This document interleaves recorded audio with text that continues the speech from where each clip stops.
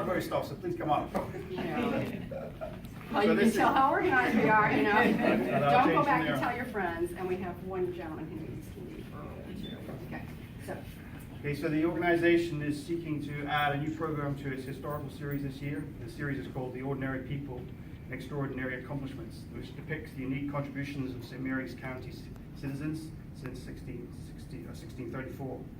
Previous years, they've covered bootlegging, tobacco, and oystering, and this year's is entitled Hoofbeats Through History in St. Mary's County, which will focus on the introduction of horses into the early colony, and it's part of a statewide program to call attention to the importance of horses.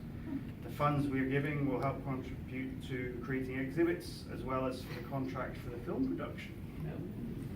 Susan, thank you so much.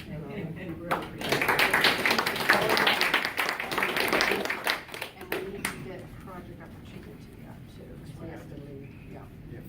So the next group we're recognizing is with George Hawley from the Tri-County Foundation. Right.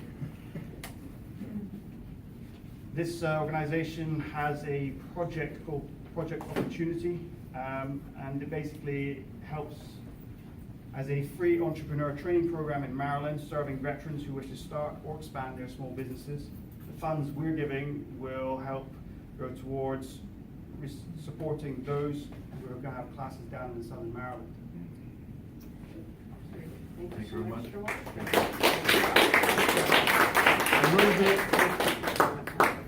That's what I'm saying. Okay. You notice I cut him off, you know. Okay. Okay, so back onto the original order for you. Okay. Okay, so the next person is Dave Roche from ACTS.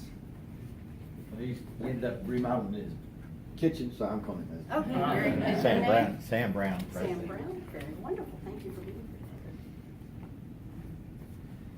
here. ACTS is a community that shares. They provide hospital-type convalescence equipment at no cost to St. Mary's County residents for home use.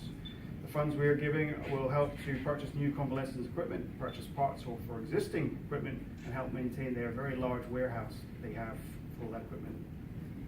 Thank you so much.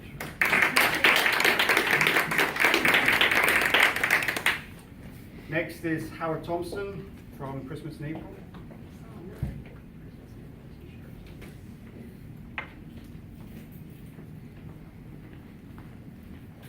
Their mission is to bring volunteers and the community together to improve the home and lives of our homeowners. They rehabilitate the houses of low-income homeowners, particularly the elderly and disabled, so they may live in warmth, safety, and independence.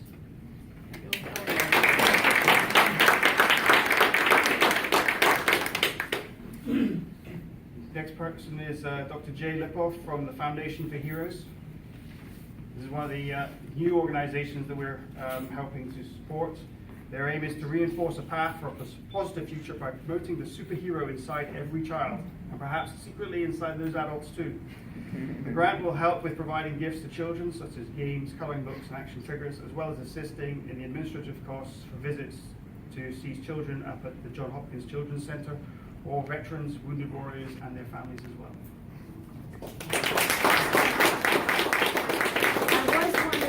Slip my number to Thor, you know, I was thinking. You know, you'd have to get in a long line because Thor with that hair, which of Oh course my I can't God. compete with. Oh. The ladies love Thor. Yeah.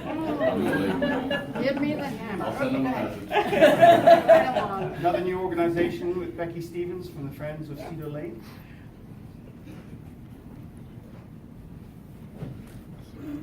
Cedar Lane serves the seniors and disabled adults of Leonardtown. Their grant will be used to provide direct services to residents returning to their apartments after hospitalization. This could be simply to provide hot meals, assistance with laundry or housekeeping services, or other individualized care plans determined through the organization's own coordination staff.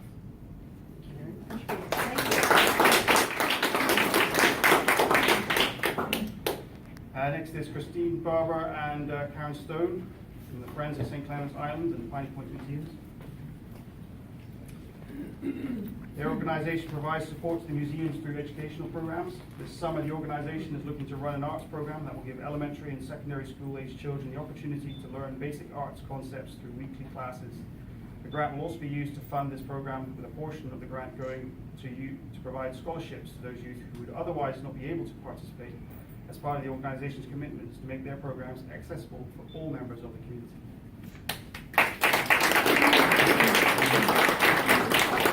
The libraries are also, have been a part of a collaboration with our library director and Rotary to establish the little free library boxes that you see for exchanging books. So St. Clemens Island has one. And Piney Point has one too. And Piney Point has one of the little free libraries. Next is Barbara Weil from the Greenwell Foundation. Willie, sorry. Foundation provides educational and recreational programs for people with and without disabilities in an inclusive outdoor environment. These programs could be from equestrian programs, fishing, riding, and nature camps for ages 3 to 15, outdoor experiences for at-risk teens, promoting team building, self-confidence, and self-esteem, and assisting local vets who are being treated for PTS through therapeutic outdoor activities.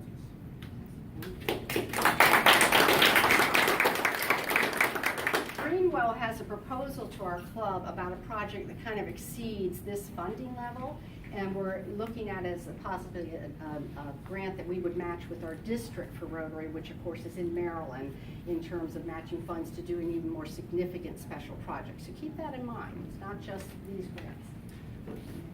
Next person we'd like to recognize is Rita Reeves from the Tucson Habitat for Humanity. This is the local affiliate of the Habitat for Humanity, and they've built 20 homes in southern Maryland, 10 of which are in St. Mary's County. And the funds will go towards the provision of more affordable homes for low-income working families and to help local veterans age in place with dignity.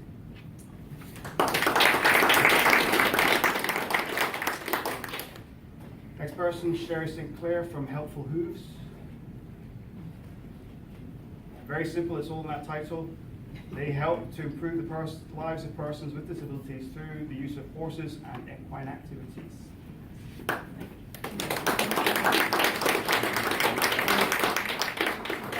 Your husband Joe, you made him close the picking, what is it called? The Pickers Paradise. Paradise is at home with me, huh? We'll miss Pickers Paradise. Well, actually, what we're doing, we're starting actually this weekend is opening once a month and having a tent sale for 3 days once a month. So that starts this weekend. We'll see how that works out. So having a husband home all the time isn't necessarily a blessing, so, you know.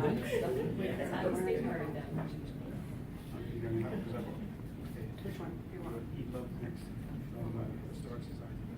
Okay. Here we go. All right. Next is Eve Love from the Historic Society. The National Historic Landmark, open to the public, offering heritage and educational programs as well as opportunities to experience numerous wildlife environments in sustainable farming and land management. They also have a new program which extends the study to the effects of erosion. The grant will help Sotterley to continue to foster discoveries and form lasting impressions on the many students that they host each year, particularly from the K-12 classroom. I'm not familiar with the education systems, I don't know what that means. He's one of our imports. Yeah. Fine wine.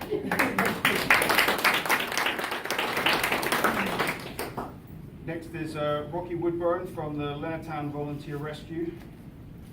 So again, another one, so all in the titles, my son would say he's a firefighter. But basically what they're looking to do is, as a volunteer group, they need to constantly find new volunteers to spend time helping serve the community, but also, more importantly, is the logistics side with all the equipment they need to service and support. In particular for us, the iconic thing being the helmet, and one helmet can cost up to $259, and that's not with all the other parts that go on it. And at the moment, they have a number that need to be reserviced because they have a shelf life due to the NFPA standards, and our funds will hopefully go towards putting 2 new helmets on the shelves for them.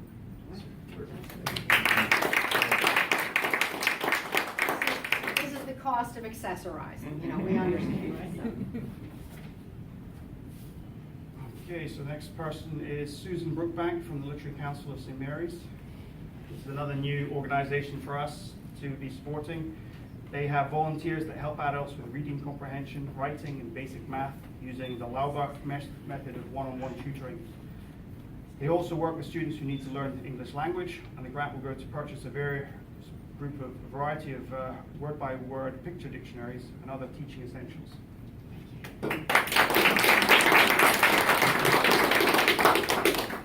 Next group is Pete Cucinota. We I'll make see sure everybody hears that. Cucinata. Don't Cucinata. forget that name. yellow signs everywhere. He's with the St. Mary's County Adult Recovery Court. It's part of a multi-agency support service for drug and alcohol criminals. The grant will go to support the educational fund, which is used in conjunction with the College of Southern Maryland to assist those persons who have taken ownership for their prior actions but wish to enhance their further education as part of their recovery.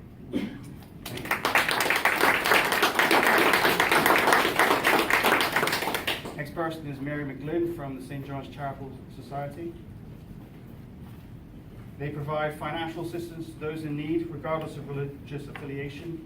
These families are often not state eligible, but are barely living paycheck to paycheck and encounter a financial hurdle such as an unexpected medical expense or car repair or even job loss.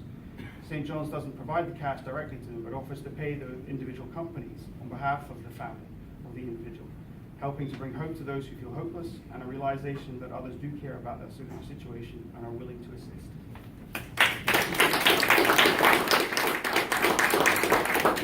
Who wants to grab? Next person is Christine Millen from St. Mary's Caring Soup Kitchen. Okay, we will divide this equally among all of them. Just as a bit of background for them, they serve the hungry for St. Mary's in the spirit of respect and compassion. They're the only full-time soup kitchen in Southern Maryland, providing free breakfasts and lunches every Monday through to Saturday. And they also have summer programs targeting families with children in the free and reduced meal program. And also at Thanksgiving, they provide about 100 meals for take-home Thanksgiving dinners.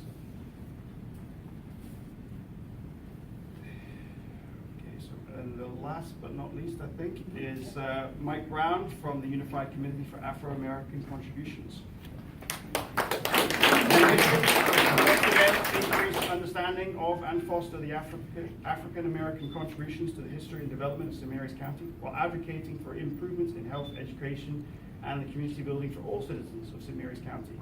This year, as was already advertised, is the 15th annual Juneteenth celebration, which will take this weekend on the 16th at the John G. Lancaster Park in Lexington Park. It's their signature event in the diary, and it's the celebration through the medium of poetry, music, and dance. This year they'll have gospel music, African dancers, local musicians, and nationally recognized jazz musician Art Sherrod. There'll also be face painting, pony rides, and moon bounce for the kids and anybody else who feels like being a kid. And the theme this year is celebrating women, and will also include health education, political information, and opioid and tobacco addiction awareness. It's free and open to everybody, and the public are welcome to go. Come out and support.